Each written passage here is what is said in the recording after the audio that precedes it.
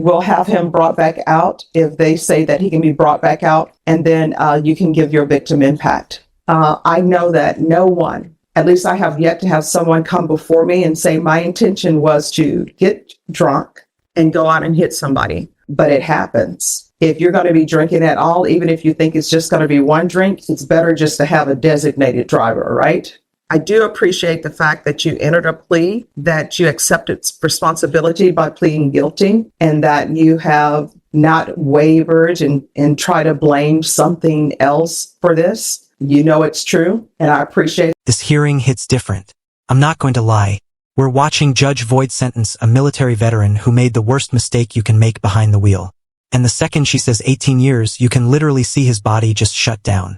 I've seen people break down in court before, but watching somebody physically collapse like that, it just sucks the air out of the whole room. The hearing goes from a sentencing to a full-blown medical emergency in seconds. And you could tell everybody there felt the weight of it. It's one of those moments that reminds you this system isn't just rules and paperwork. It's real people whose lives take a complete nosedive in a matter of seconds. Let me know in the comments if you think there's any sentence that ever feels like justice in cases like this. Let's dive in. Versus Marlon Daniels. Can I have parties announced for the record? Megan Galloway for state. And for the defense? George Sharman on behalf of the defendant in these cases. All right. And you're Mr. Daniels? Yes, ma'am. All right.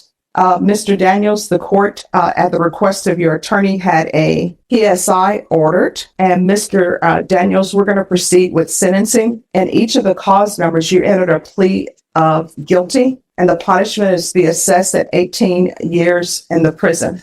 Mr. Daniels, I've had a chance to learn more about your background from your attorney, your military service. And I will tell you, I know that no one, at least I have yet to have someone come before me and say my intention was to get drunk and go out and hit somebody. Nobody ever intends to drive intoxicated or get to that point, but it happens. And that's why I always try to stress to everybody, please, please, if you're going to be drinking at all, even if you think it's just going to be one drink, it's better just to have a designated driver, right?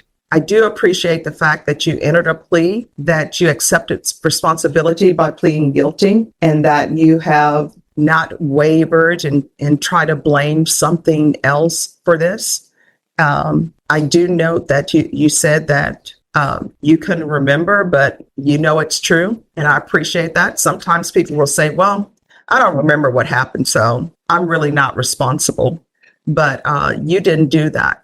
And the fact that you entered a plea, and in each of these cause numbers, you were looking at 20 years. And I always tell people, when people go to jury trial, even when I was a defense attorney or as a prosecutor, I sometimes would have to explain to families, you don't know what 12 people are going to do, right? When you go to jury trial, you don't know. 12 people could say, you know what?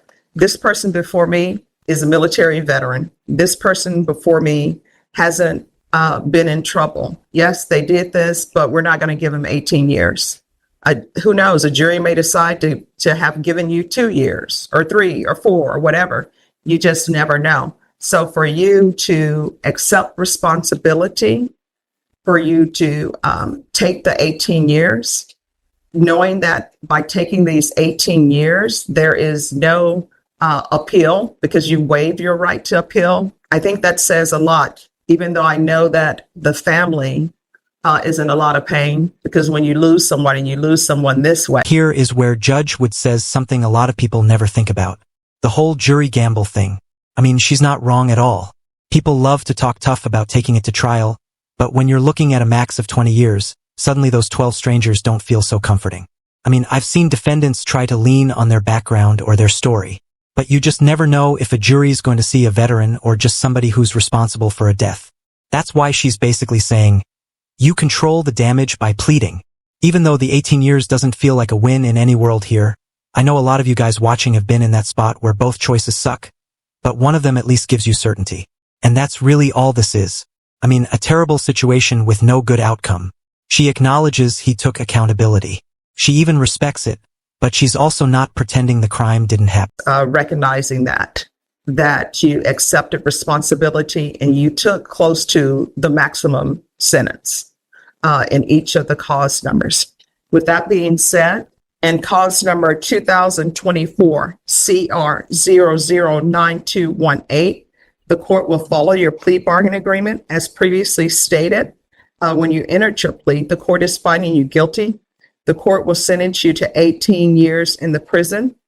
There's a $2,000 fine. The court will give you credit for any time served, and legally, you're entitled to any time that you have served on this case. This will run concurrent with 2024 CR 009219. I'll request the therapeutic community. The therapeutic community doesn't increase the time that you're in custody. It's merely designed to help you maintain your sobriety, address any type of mental health or substance abuse issues you may have, so that ultimately when you're released from prison and there's an affirmative finding of a deadly weapon. May I address the court on a matter? Just one moment. Yes. And cause number 2024 CR 009219. The court is finding you guilty. The court will sentence you to 18 years, give you credit for any time served. There's an affirmative finding of a deadly weapon. This will run concurrent with 2024 CR 009218. There is to be restitution of $60 to DPS for testing. And the court will recommend the therapeutic community. There's something you wish to say, counsel? Yes, on the PSI, it said that he had combat risen. He did not have combat treatment. So that was erroneous. Okay. Step number 2, it shows there were 2 prior misdemeanors. There was only 1. And if you look at it, it's the same date. Okay. All right. Is there anything else? That's all we have. All right, Mr. Daniels. Deputy Laura, can you give him his trial court certification? All right. Counsel? Counsel. Yes. All right, your client has been removed from the courtroom. Did you review the trial court certification of defendant's rights to appeal with him? I did. All right. On the record, the court informed the defendant that by entering the plea, he had waived his right to appeal, so he acknowledged that. I followed the plea bargain agreement. So because I followed his plea bargain agreement and because he's waived his right to appeal, he do not have the court's permission to appeal. I went over that with him, Judge, so he understands. All right. Thank you.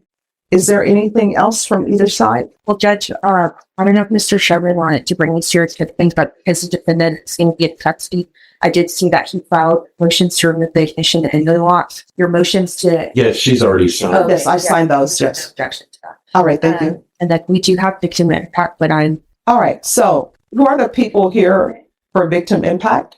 That's the father, okay, father and husband of the victims, and then the brother and sister. Okay.